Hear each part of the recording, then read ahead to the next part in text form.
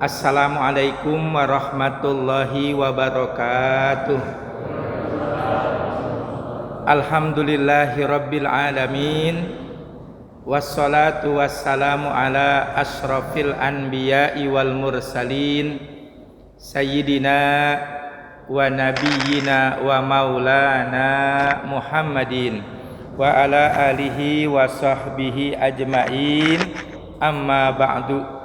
Allahumma inna nas'alukal munuh wal futuh war rusuh wa taubatan nasu wa salahal jasadi war ruh. Al-Fatihah bil qabul wa tamami kulli su'li wa ma'mul wa salahi sya'ni zahiran wa batinan fid dini wa dunya wal akhirah. Dafi'atan li kulli syarr jalibatan li kulli khairil lana wa li ahbabina wa li walidina wa masayikhina fid dini ma'al lutfi wal afiyah wa ala niyati annallaha yunawwiru qulubana wa qawalibana ma'al huda wat tuqa wal afafi wal mauti ala dinil islam wal iman bila mihnatin walam tihan bihaqi sayyidi waladi adnan wa likulli niyatin salihah ila hadratin nabiyil mustafa sayyidina Muhammadin sallallahu alaihi wa alihi wa sallama. Al-Fatihah. A'udzu billahi minasyaitonir rajim. Bismillahirrahmanirrahim. Alhamdulillahi rabbil alamin. Arrahmanir rahim. Maliki yaumiddin. Iyyaka na'budu wa iyyaka nasta'in. Ihdinas siratal mustaqim. Siratal ladzina an'amta 'alaihim ghairil maghdubi 'alaihim waladdallin. Amin. Al-mukarramun yang saya muliakan, segenap para asatid, para hujjaj, para orang tua, para sesepuh, wabil khusus ketua dan pengurus Masjid Al-Muttaqin, dan semua yang hadir, walaupun tidak disebutkan namanya satu persatu, insyaallah kita selalu dimuliakan Allah Subhanahu wa ta'ala. Baik Bapak Ibu, sebelum taklim ini dimulai, kita baca Ummul Quran surat Al-Fatihah. Kita niatkan Fatihah yang pertama buat semua keluarga besar, jamaah dan pengurus Masjid Al-Muttaqin yang hadir maupun yang belum sempat hadir, dan seluruh warga yang ada di perumahan Taman Modern. Semua kita umumnya, mudah-mudahan kita selalu dalam lindungan, keselamatan, penjagaan dan kasih sayang Allah Subhanahu wa ta'ala. Allah berikan kepada kita kesehatan dan afiat, panjang umur dalam istiqomah, keberkahan dalam rumah tangga, anak-anak yang soleh, diluaskan pintu rizkinya dan dimuliakan hidupnya dari dunia sampai akhirat. Kemudian Fatihah yang kedua buat salah satu jamaah kita yang bernama Ibu Warni yang membuka usahanya di Padang. Semoga diberikan kelancaran, keberkahan dan juga kemajuan dalam ridho Allah Subhanahu wa ta'ala. Al-Fatihah bil qabul ila hadratir Rasul. Al-Fatihah. A'udzu billahi minasyaitonir rajim. Bismillahirrahmanirrahim. Alhamdulillahi rabbil alamin. Arrahmanir rahim. Maliki yaumiddin. Iyyaka na'budu wa iyyaka nasta'in. Ihdinas siratal mustaqim. Siratal ladzina an'amta 'alaihim ghairil maghdubi 'alaihim waladdallin. Amin. Bapak Ibu yang dimuliakan Allah Subhanahu wa ta'ala, subuh hari ini kajian kita mengambil tentang surat Al-Fatihah. Suratnya surat Al-Hijr. Ayatnya ayat 15. Bismillahirrahmanirrahim. Walaqad atainaka sab'an minal masani wal Qur'anal azim. Dan sungguh kami, maksudnya Allah Subhanahu wa taala, telah memberikan kepada engkau wahai Rasulullah, juga kepada seluruh umatmu, satu surat yang jumlahnya 7 ayat, al-masani, yang dibaca berulang-ulang, wal Qur'anal azim, dan surat itu yang 7 ayat yang namanya surat Al-Fatihah merupakan bagian dari Al-Quran yang amat mulia, yang amat agung. Dimaksud al-masani, berulang-ulang, karena surat Al-Fatihah dibaca di setiap rakaat di dalam sholat, baik sholatnya sholat fardu maupun sholatnya sholat sunnah. Hukum membaca surat Al-Fatihah adalah rukun. Kalau tidak dibaca maka tidak sah sholatnya. Makasih. Dan diturunkannya surat Al-Fatihah itu di kota Makkah Al-Mukarramah, karena peristiwa Isra dan Mi'raj yang Rasulullah mendapat salah satu oleh-olehnya adalah perintah dari Allah melaksanakan sholat yang 5 waktu. Maka dari sebab peristiwa ini, ulama-ulama ahli tafsir sepakat bahwa surat Al-Fatihah turunnya di kota Mekah Al-Mukarramah. Baik, Bapak Ibu yang dimuliakan Allah Subhanahu wa taala. Surat Al-Fatihah memiliki banyak nama. Salah satunya pendapat yang dikemukakan oleh ulama besar yang bernama Syekh Mutawalli Asy-Sya'rawi, ulama besar dan guru besar di Universitas Islam Al-Azhar. Yang pertama, Fatihah itu namanya Fatihatul Kitab, pembuka segala kitab. Jadi kalau Bapak Ibu membuka Al-Quran, maka yang pertama terlihat adalah surat Al-Fatihah.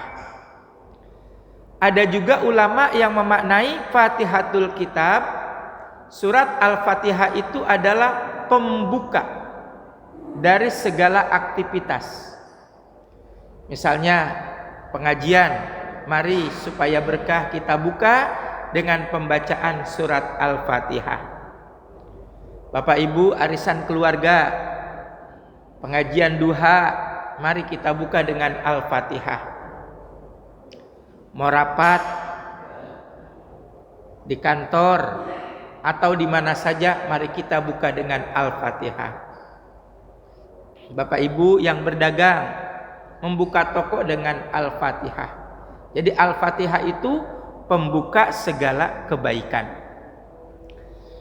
Yang kedua, Fatihah itu punya nama Ummul Quran, induknya Al-Quran. Kenapa disebut induknya Al-Quran? Karena dalam surat Al-Fatihah, ayat-ayat berikutnya, surat-surat berikutnya, Fatihah itu kan surat nomor 1. Berikutnya yang kedua Al-Baqarah, Ali Imran, An-Nisa, kemudian Al-Maidah, Al-An'am, Al-A'raf, terus sampai An-Nas. Semuanya bersambung, ada keterikatan dengan surat Al-Fatihah. Mana contohnya? Ini kata ulama. Di ayat pertama, Bismillahirrahmanirrahim. Ayat kedua, Alhamdulillahirabbil alamin. Ayat yang ketiga, Ar-Rahman Ar-Rahim. Ayat yang keempat, Maliki Yaumiddin. 4 ayat itu isinya adalah tentang tauhid. Maka ketika membaca surat Al-Baqarah, surat Ali Imran dan surat-surat yang lainnya, semua ayat-ayat tauhid itu sambungannya kepada surat Al-Fatihah. Apalagi hubungannya?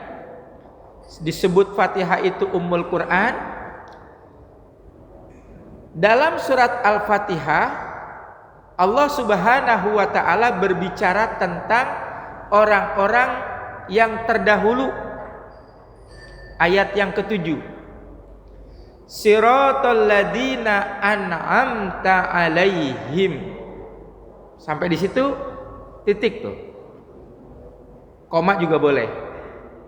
Yaitu jalan orang-orang yang telah Allah anugerahi dengan nikmat yang berlimpah.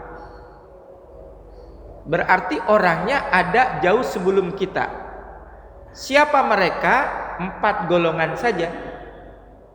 Yang pertama an-nabiyyin, para nabi, para rasul yang mulia. Yang kedua as-siddiqin, yaitu para sahabat Rasulullah yang mulia.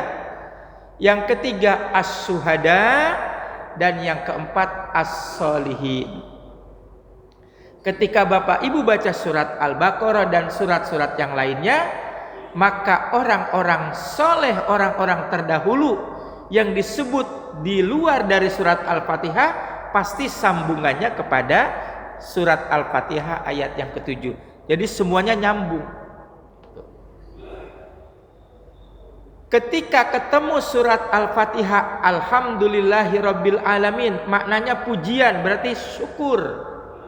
Maka begitu membaca surat-surat yang lain, syukur itu sambungannya kepada surat Al-Fatihah. Makanya disebut Ummul Quran, induknya Al-Quran. Baik, Bapak Ibu yang dirahmati Allah. Kemudian yang ketiga, nama surat Al-Fatihah itu adalah As-Shalah. As-Shalah maknanya adalah doa. Karena dalam surat Al-Fatihah seluruh ayatnya itu merupakan doa. Isinya adalah doa.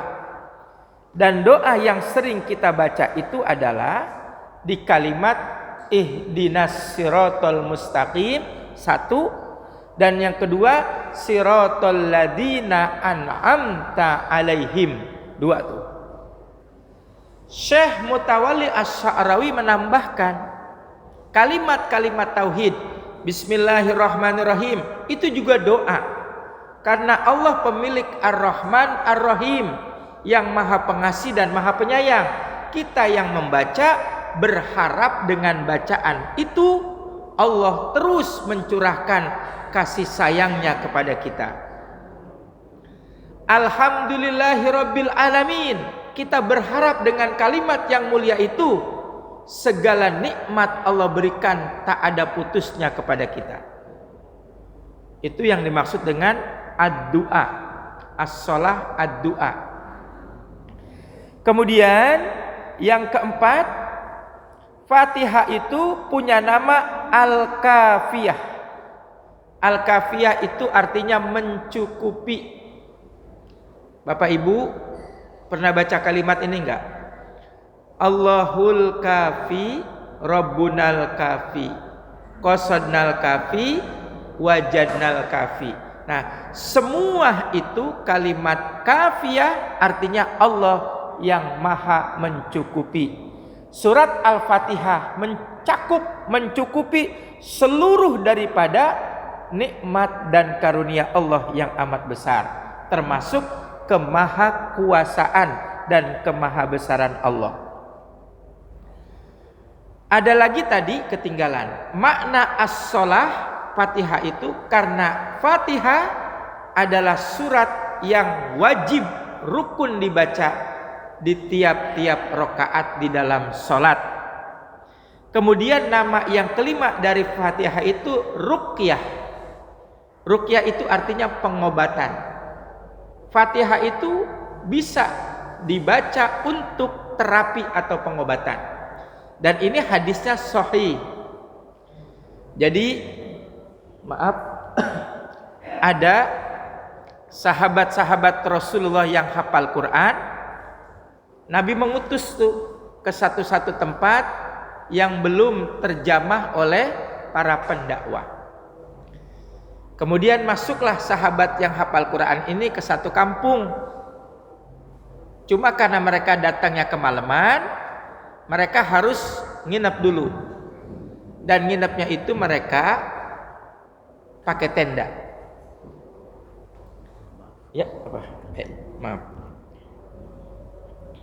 Nah, mereka itu nginep pakai tenda. Nah, terus pagi harinya rupanya perbekalan mereka habis. Mereka mencoba bertandang kepada rumah yang mereka datangi sekedar untuk menghilangkan rasa lapar. Cuma maaf, di kitabnya itu dijelaskan mereka tidak memberikan bantuan.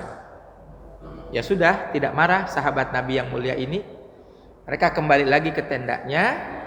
Nah, beberapa saat datang rombongan beberapa orang. Mereka tahu bahwa yang datang ini sahabat Nabi yang mulia, yang berilmu, yang hafal Quran. Terus mereka mengadukan bahwa pimpinan mereka itu kakinya riwayatnya ada dua. Ada yang tersengat kalajengking, ada yang mengatakan dipatuk ular berbisa. Pokoknya sakitnya luar biasa. Dan mereka meminta tolong supaya diobati.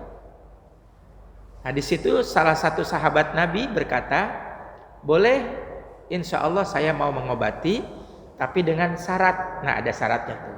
Syaratnya apa? Kalau Allah dengan kemahakuasaannya memberikan kesembuhan, tolong berikan kepada kami hadiah. Gitu. Dalam riwayat itu disebutnya beberapa ekor kambing. Deal. Akhirnya datanglah mereka kepada pimpinan mereka. Nah, sahabat Nabi itu dengan yakinnya membaca surat Al-Fatihah, tangannya itu menyentuh bagian yang sakit, dengan kuasa Allah sembuhlah pimpinan mereka. Jadi dari riwayat ini Fatihah itu bisa menjadi apa? Bisa menjadi ruqyah, salah satu bacaan untuk pengobatan. Bapak Ibu yang pernah melihat cara-cara orang diruqyah, pasti diawalinya dengan surat Al-Fatihah. Nanti ditambah ada surat-surat pilihan itu atau ayat-ayat yang khusus tentang memohon perlindungan gitu. Nah, itu disebut Fatihah itu ruqyah, dia bisa mengobati gitu. Kemudian Fatihah itu punya nama juga yang keenam, Alhamdu Hamid, berarti pujian, dengan kalimat Alhamdulillahirabbil alamin. Kemudian Al-Waqiyah. Al-Waqiyah itu mencakup keseluruhan. Dan yang berikutnya Asy-Syifa. Jadi saya baru menyebutkan 8. Asy-Syifa itu artinya penyembuh, sama dengan ruqyah. Itu nama-nama dari surat Al-Fatihah. Nah, sekarang kita coba lihat dari ayat pertama dulu. Bismillahirrahmanirrahim. Bi berarti ba. Ba itu artinya apa? Kan arti Bismillahirrahmanirrahim umumnya kita mengartikan dengan menyebut nama Allah yang Maha Pengasih dan Maha Penyayang. Nah, sekarang kajiannya agak dalam dikit. Bi itu maknanya adalah memulai. Satu, memulai. Yang kedua, pertolongan dan kekuasaan. Jadi ketika kita mengucapkan bismillah, berarti maknanya adalah kami memulai segala aktivitas kami dengan menyebut nama Allah. Itu makna ba atau bi di situ. Dan yang kedua, makna bi di situ adalah kekuasaan dan pertolongan Allah. Apa maksudnya? ketika kita mengucapkan bismillahirrahmanirrahim, maka kita berkata dengan kekuasaan Allah dan dengan pertolongan Allah, maka Allah menyempurnakan pekerjaan atau aktivitas yang kami kerjakan. Salat yang tadi kita kerjakan karena sebab pertolongan dan juga bantuan dari Allah. Itu makna kekuasaan dan pertolongan. Bapak Ibu, maaf, berumah tangga, mengayuh jalannya rumah tangga, dari anak lahir bayi sampai sekarang sudah punya mantu, sudah punya cucu, diawali dengan bismillah. Dengan sebab kekuasaan dan pertolongan Allah, kami bisa mengantarkan buah hati kita sampai mereka dewasa, sampai mereka berkah. Itu makna kekuasaan dan pertolongan. Dari bi kita ketemu ismun. Bismi ismun. Ismun itu artinya nama. Apa makna ismun?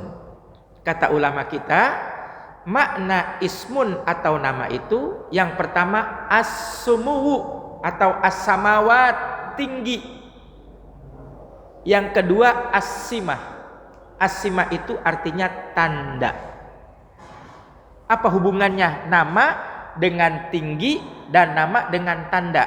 Pertama, nama itu harus dijunjung tinggi, karena nama itu sebuah penghormatan. Pesan moralnya apa buat kita? Saya oleh orang tua dikasih nama Dedi Wahyudi. Ayahanda, ibunda dikasih nama sesuai dengan nama masing-masing. Itu nama yang terhormat, nama yang mulia, apalagi pemberian orang tua. Maka nama itu wajib dijunjung tinggi. Dengan apa cara menjunjung tingginya? Dengan perilaku yang baik, amal yang baik, sikap yang baik. Itu makna nama, yaitu tinggi. Hubungannya dengan nama Allah tidak perlu diragukan lagi. Nama Allah itu adalah nama yang amat agung. Jadi kalau Bapak Ibu membaca Asmaul Husna, dari mulai Allah Ar-Rahman Ar-Rahim sampai yang ke-99 As-Sabur, itu makna nama Allah yang amat tinggi dan yang amat agung. Kemudian nama merupakan tanda untuk sesuatu. Gampang saja memaknainya. Dedi Wahyudi berarti saya, ini tandanya. Ayahanda siapa namanya? Berarti tanda nama ayahanda. Nama ayahanda. Nama ibunda. Ini apa nih yang di depan saya? Handphone yang dijadikan kamera. Itu tanda. Ini apa yang di depan saya? Oh, ada gelas. Isinya apa? Air jahe. Ini berarti dia tanda. Cuman ngelihat air jahe enggak cuma sekedar dilihat. Harus dibuktiin dulu, benar gak ini jahe? Gitu. Boleh gak dibuktiin Ibu? Boleh. Itu cara izin minum gitu ya. Maaf ya.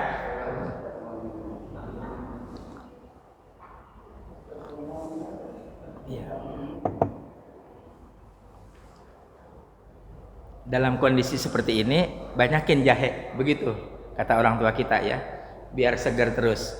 Nah, jadi nama itu menjadi tanda. Masjid, ya kita tahu ketika disebut nama masjid ada kubahnya, ada menaranya, ada mihrabnya, ada mimbar imamnya. Jadi kebayang. Baitun, rumah, oh rumah, kebayang. Tandanya seperti ini. Jadi nama itu menunjukkan kepada ketinggian, atau juga nama itu menjadi tanda bagi sesuatu. Setelah bismi Allah. Nah, ini kata ulama, masih Syekh Mutawalli Asy-Sya'rawi. Allah itu, Ibu, pertama diambil dari kata walaha.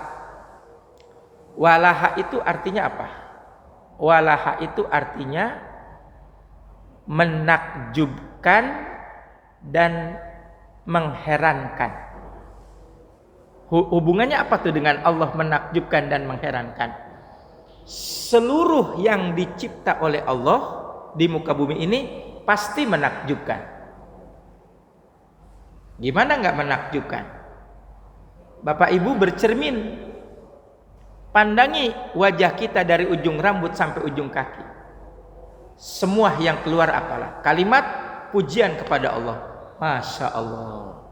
Ini mata, ini alis, ini rambut, ini hidung, ini mulut, belum lagi rangkaian giginya, belum lagi dalemannya, jantung, ginjal, paru-paru dengan segala kegunaan dan manfaatnya, seluruhnya menakjubkan. Bapak Ibu nanti keluar, apalah yang duruna ilal ibili kaifa khuliqat wa ilas samai kaifa rufi'at, memandang langit.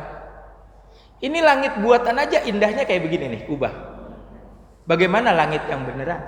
Ya Allah. Semuanya menakjubkan gitu. Ibu nanti ke pasar, lihat tuh barisan tukang ikan. Kan macam-macam. Ikan mujair lain. Mujair ada jenis nila. Nila ada 2 warna, yang biru sama yang merah. Ini bawaannya pengen bakar ikan Ibu ya. Nanti lain lagi ikan gurame, nanti lain lagi ikan patin dengan bentuknya, ya Allah. Seluruh ciptaan Allah itu menakjubkan. Mengherankan apa? Kok Allah itu heran? Maksudnya begini, ketika kita mencoba iseng-iseng nih, habis pengajian bikin halakoh lingkaran, kita mencoba merenungkan zat Allah. Jadi Allah yang kita pikirin. Kata orang Betawi, mentok, nggak akan sanggup nih akal kita. Bagaimana caranya? Ngelihat juga kita nggak bisa. Makna mengherankan di situ, nggak akan sanggup akal pikiran kita, ilmu pengetahuan kita menjangkau bagaimana wujud Allah yang sebenarnya. Makanya disebut mengherankan. Ada lagi yang kedua, diambil dari kata alihaya lahu. Artinya apa? Menyembah dan mengabdi. Karena memang cuma Allah yang berhak disembah. Mengabdi, tidak ada pengabdian kita dari semenjak hidup sampai meninggal dunia kecuali hanya mengabdi kepada Allah. Dan kalimat itu kita baca di doa iftitah.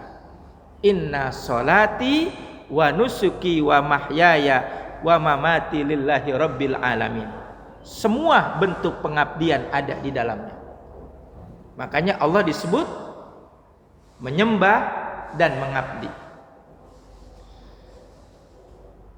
Kemudian Allah itu memiliki tadi ada zatnya, ada sifatnya, dan juga ada perbuatannya. Ini agak susah nih kalimat ya. Ini belajar tauhid. Tapi saya ambil yang paling simple. Tapi simple juga jangan dianggap remeh. Ini dalam sekali kata ulama. Allah itu selalu berada di hati sanubari manusia tanpa terkecuali.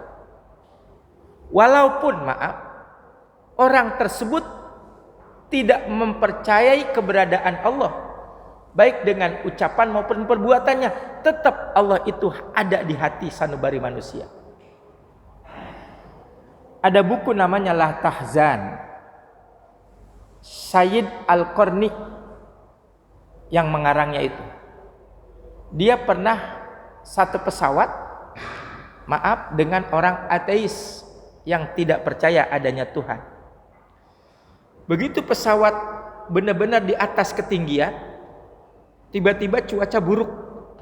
Kan terasa tuh, gudeg-gudeg, pokoknya nyaris lah oleng begitu. Nah, ulama tersebut pengarang kitab La Tahzan, karena memang dia seorang muslim, kalimatnya tidak lain adalah ya Allah, hasbunallah wa ni'mal wakil, minta pertolongan kepada Allah. Dan ternyata suasana itu makin buruk. Seluruh isi penumpang ketakutan.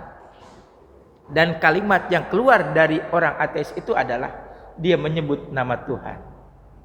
Wahai Tuhan, walaupun dari semenjak lahir sampai besar dia nggak percaya dengan adanya Tuhan, di saat dalam ketakutan yang amat besar, tetap hati sanubarinya nggak bisa dibohongin, keluar kalimat Tuhan. kalimat Allah kalau bahasa kitanya. Itu yang dimaksud Allah itu selalu ada di hati sanubari manusia tanpa terkecuali.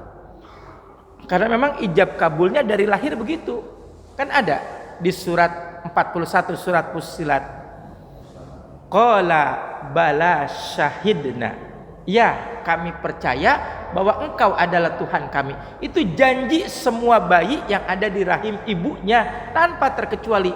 Makanya Allah itu ada di hati sanubari manusia. Bahkan tulisan kalimat Allah, jika diilangin satu-satu, tetap kalimatnya menuju kepada Allah. Nanti lari nih kalau Bapak Ibu belajar torekot ya. Saya ingat Abah Pangersa Abah Anom, pesantren Surelalia itu yang alirannya torekotnya torekot Naksabandiyah. Allah kalimatnya atau hurufnya diambil satu-satu, tetap dia menujunya kepada Allah. Bayangin tulisan Allah ya, alif, labdul jalalah, lamnya 2, tak marbutoh, Allah. Coba lihat, alifnya dibuang, tinggal apa?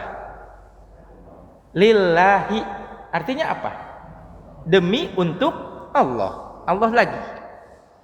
Lam pertamanya dibuang, artinya apa? Lahu. Lahu artinya apa? Artinya baginya. Nyahnya itu N besar, bagi Allah. Lam yang kedua dibuang, tinggal apa? Hu. Hu itu apa? Hu itu artinya dia. Surat Asy-Syura ayat 25. Hu maknanya dia, huwa kembalinya kepada Allah. Makanya dalam kalimat tauhid ada la ilaha illallah, la ilaha illa ana, la ilaha illa anta, la ilaha illa huwa. Semua kembalinya kepada Allah. Allah, ana berarti Allah, anta berarti Allah, huwa berarti Allah. Jadi semua kalimatnya, hurufnya dibuang, tetap kembalinya kepada Allah. Gitu. Baik Bapak Ibu, saya harus percepat ini. Sekarang tambahan. Huruf yang tidak ada di surat Al-Fatihah ada 7. Yang pertama sa. Sa itu artinya apa? Sanaan. Sanaan itu artinya pujian. Ada di dalam tadi tuh. Kalau kita mau berdoa, kita membaca kalimat gini. Subhanaka la nuhsi sanaan alaika anta kama asnaita ala nafsik. Maha suci engkau ya Allah, yang pujianmu tiada batasnya. Karena seluruh pujian itu pantas, dan bukan pantas lagi, wajib disandingkan untuk engkau wahai Allah. Pujian. Itu yang pertama sa, yang tidak ada di surat Al-Fatihah. Yang kedua jim. Jim itu maknanya apa? Maknanya jaliyun, menampakkan atau kelihatan. Suratnya surat Al-A'raf 145. Ini kisah Nabi Musa alaihissalam. Rabbi arini anzur ilaika. Nabi Musa minta kepada Allah agar Allah menampakkan dirinya, begitulah. Agar Nabi Musa bisa melihat langsung. Allah jawab, qala lan tarani walakin undur ilal jabali fa inis taqarra makanahu fasaufa taroni. Enggak bakal sanggup engkau melihat aku langsung wahai Nabi Musa. Seandainya aku melirik kepada gunung, Allah menunjuk gunung, kau lihat gunung itu tegak, maka aku ada di situ. Nah, silahkan lihat aku di gunung itu. Begitu Allah enggak menunjukkan dirinya, hanya sedikit mengeluarkan cahayanya titik di atas gunung itu apa? Hancur lebur kayak bubur. Dan Nabi Musa alaihissalam pingsan. Ini ayatnya nih. Falamma tajalla rabbuhu lil jabali ja'alahu dakkan wa kharra Musa sa'iqan. Begitu Allah sedikit memberikan cahaya yang ada pada dirinya kepada gunung itu apa? Ja'alahu dakkan, hancur lebur. Bayangin gunung yang besar kena cahaya Allah dikit doang hancur lebur. Wa kharra Musa sa'iqan, pingsan Nabi Musa saking dahsyatnya itu. Falamma afaqo, begitu Nabi Musa siuman bangun dari pingsannya, cepat-cepat beliau berkata, subhanaka tubtu ilaika wa ana awalul mu'minin. Maha suci engkau ya Allah, tubtu, aku bertobat kepadamu. Kalau bahasa Betawinya, enggak lagi-lagi dah minta supaya engkau menunjukkan jasadmu yang wujudmu yang sebenarnya wahai Allah. Dan saya termasuk orang yang pertama beriman kepadamu ya Allah. Itu nama tajalla atau tajali, maknanya menampakkan. Jim di situ huruf yang tidak ada kedua di dalam surat Al-Fatihah. Kemudian yang ketiga kho, artinya khofiyun. Khofiyun itu maknanya adalah bisa dimaknai rasa takut, rendah hati. Suratnya Al-A'raf ayat 205. Wadhkur rabbaka fi nafsika tadarruan wa khifatan. Khifatan itu makna tadi huruf kho dalam surat Al-Fatihah. Dan sebutlah nama Allah di dalam dirimu tadarruan, dengan rendah hati, tawadu, khifatan, dan dengan penuh rasa takut. Wadunal jahri minal qauli, dan jangan kau keraskan suaramu ketika berzikir menyebut kalimat Allah. Bil guduwi wal asali, baik di waktu pagi maupun di waktu siang atau sore. Wala takun minal ghafilin, dan janganlah kamu termasuk orang-orang yang lalai. Lalai di situ orang yang tidak pernah mengingat Allah. 3. Kemudian yang keempat, huruf yang tidak ada dalam Quran itu di dalam surat Al-Fatihah, huruf zai. Zai itu maknanya ziyadah, Allah tambahkan. Surat 10 surat Yunus ayat 26. Lilladzina ahsanul husna wa ziyadatun. Dan bagi orang-orang ahsan, orang-orang yang baik, orang-orang yang soleh, husna, Allah kasih kebaikan yang sempurna. Makna husna di situ surga. Wa ziyadatun, dan Allah kasih tambahan. Apa tambahannya? Setelah dia beroleh surga, tambahannya orang itu bisa berjumpa dengan Allah. Wala yarhaqu wujuhahum, dan wajah mereka tidak tertutup, wujuhahum qatarun, oleh debu atau tanah. Wala zillatun, dan wajahnya bukan wajah yang hina, wajah yang mulia. Ulaika ashabul jannah hum fiha khalidun, mereka itu adalah ashabul jannah, para penghuni surga, dan mereka kekal berada di dalamnya. Mudah-mudahan ayat itu buat kita semuanya. 3 lagi. Kemudian shin besar itu nggak ada di surat Al-Fatihah. Kalau shin kecil ada. Bismillah itu shin kecil. Shin besar nggak ada. Artinya syifa, obat. Yang tadi itu surat 17 Al-Isra ayat 78. Wa nunazzilu minal Qur'an ma huwa syifa. Al-Qur'an diturunkan, salah satunya bisa menjadi obat.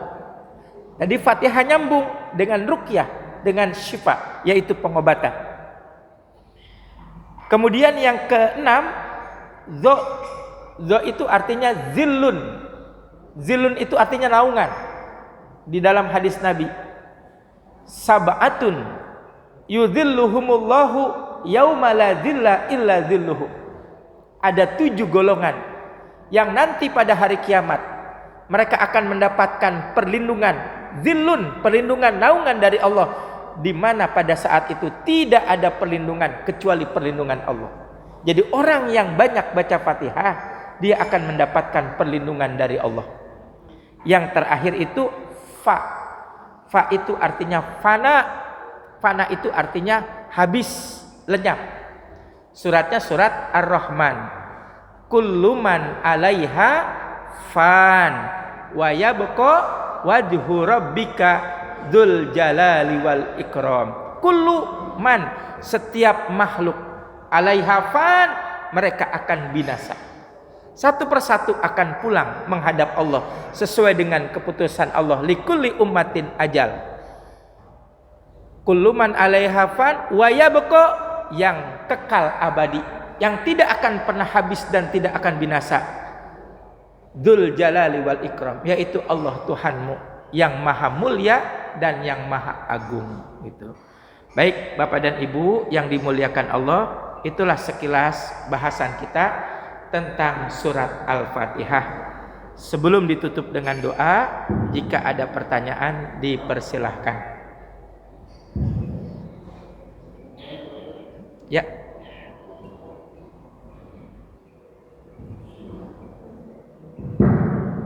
Assalamualaikum warahmatullahi wabarakatuh. Waalaikumsalam warahmatullahi wabarakatuh. Di dalam Al-Fatihah ini ada perbedaan. Ada yang bismillah langsung ayat pertama. Ada yang membaca bismillah sir. Ada yang tidak sama sekali membaca pertama. Nah yang saya tanyakan, seandainya kita makmum, imam yang kita biasa baca bismillah.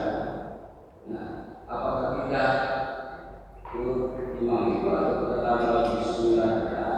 Kemudian kenapa harus perbedaan? Terima kasih. Waalaikumsalam warahmatullahi wabarakatuh. Salah satu imam mazhab yang kita ini pengikutnya dan Indonesia itu mayoritas bermadhab Imam Syafi'i rahimahullah. Beliau itu membaca bismillah di dalam sholat, karena bismillah itu adalah bagian dari surat Al-Fatihah. Jika kita sholat, imamnya tidak membaca biasanya, ada yang tadi tanda kutip ekstrim tidak membaca bismillah sama sekali. Ada juga yang membaca tapi tidak kedengeran.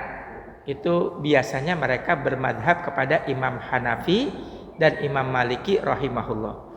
Nah ketika imam membaca bismillahnya sir, nah kita yang sudah terbiasa membaca saja gitu.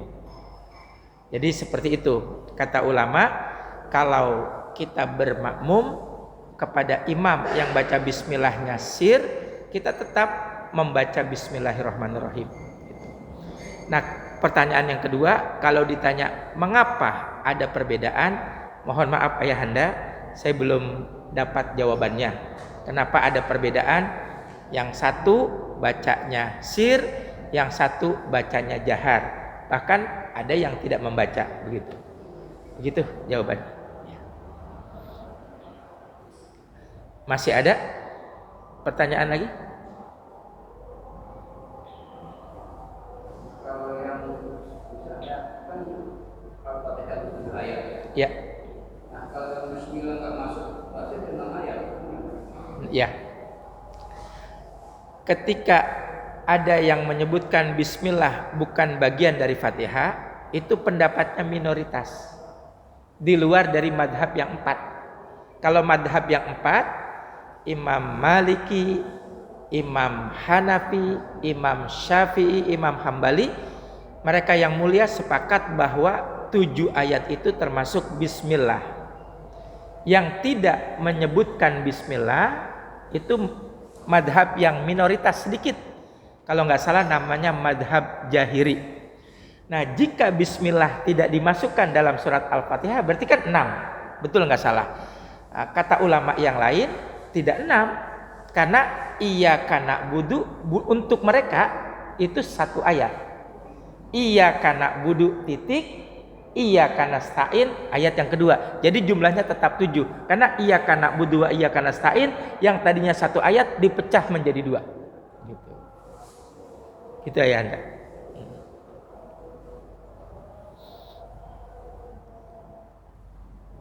Bagaimana? Cukup? Kalau cukup kita tahtimkan dengan doa kafaratul majlis. Subhanakallahumma wa bihamdika asyhadu an la ilaha illa anta astaghfiruka wa atubu ilaih. Mohon maaf, wabillahi taufik wal hidayah. Assalamualaikum warahmatullahi wabarakatuh.